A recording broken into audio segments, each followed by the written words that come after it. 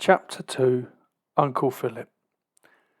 Around the next bend, Phantom appeared and Patrick's heart began to pound with excitement.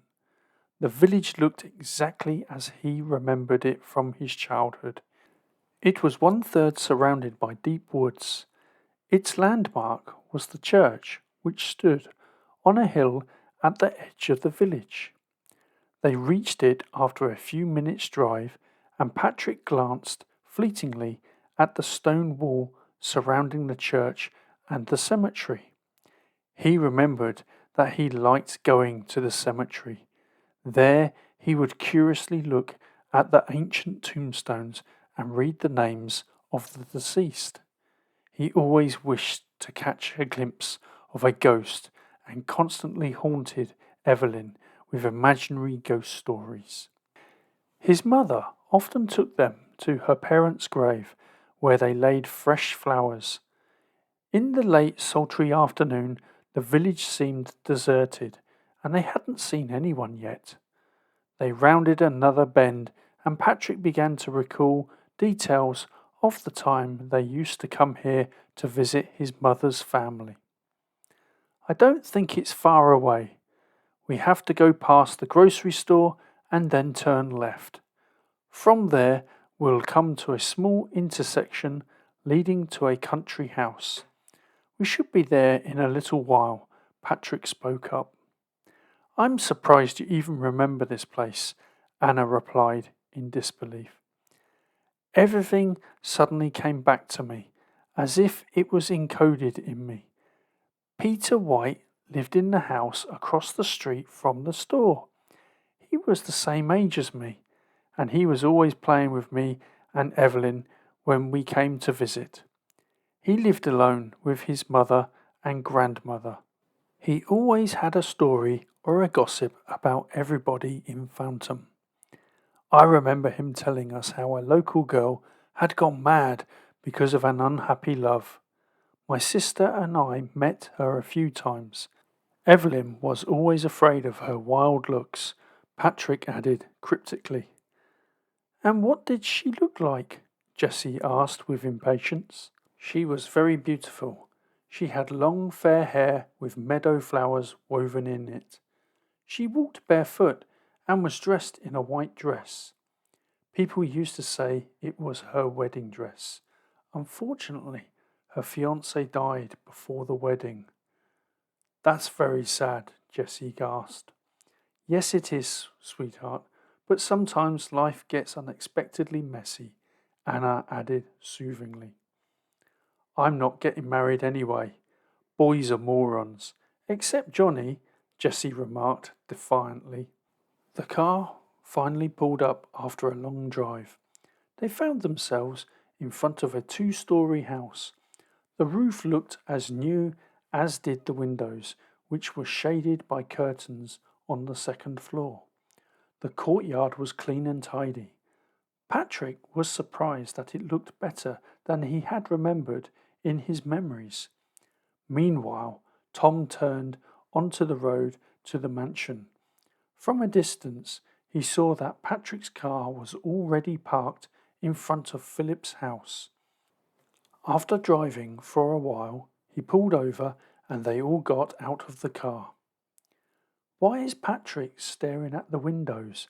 Evelyn asked curiously of Anna, who was looking for something in her handbag. "It looks like your uncle isn't home. We've been ringing and knocking, but no response." "Well, isn't our stay beginning nicely? We travel here for over 5 hours, and in the end there's no one waiting for us. This visit seems strange from the start. Letters from an uncle you haven't seen in years? Someone could have made a fool of us too, lured us out of our homes, and then robbed us," Anna replied indignantly. A chill ran down Evelyn's spine at that remark. Anna was right, in a way. Anything could happen these days. What if someone had tracked down the details of their relative and posed as him? They had no proof that the letters were really from their Uncle Philip. Evelyn was at a loss for words. "Here it is," Anna pulled a crumpled paper from her open purse. Before Evelyn could question what it was, her sister-in-law continued her monologue. I made a list of nearby hotels just in case something like this happened. Now I'm glad I did give in to Patrick's taunting. Shaking the paper triumphantly, she took out her mobile phone and began dialing the number of the first hotel on the list. Tom didn't want to wait to see if Anna would be able to book a room and went to see Patrick. We were really looking forward to seeing your uncle, and instead your wife is calling hotels. I think I saw some movement at the window. Someone is there, but I don't understand why they won't open for us, Patrick sighed. Everyone was tired after the trip, and their initial enthusiasm was replaced by disappointment. We have 2 rooms booked, Anna called to Patrick. She was extremely pleased with herself for having prepared for every eventuality. Mum, that won't be necessary. There's someone at the door, Johnny uttered, but none of the adults reacted to his statement. Nice to have you here. I didn't think I'd see you again, came a melodic male voice.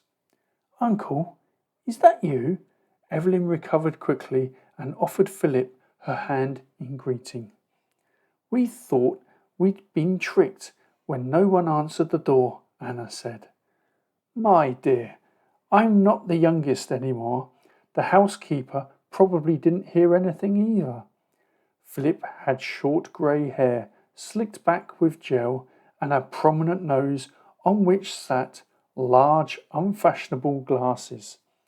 His grey suit, decorated with a red carnation in the lapel of his jacket, looked a little old-fashioned. Both families began settling in. The uncle was right when he wrote in his letter that there would be space for everyone. There were 6 rooms upstairs, and the adults and children could have their own room. Each room was furnished with 2 beds, small chests of drawers, and a large wardrobe placed in the corner. Opposite was a small bureau. All the furniture was mahogany in colour, and the dark green carpet with a gold ornament in the middle matched the furnishings of the room nicely.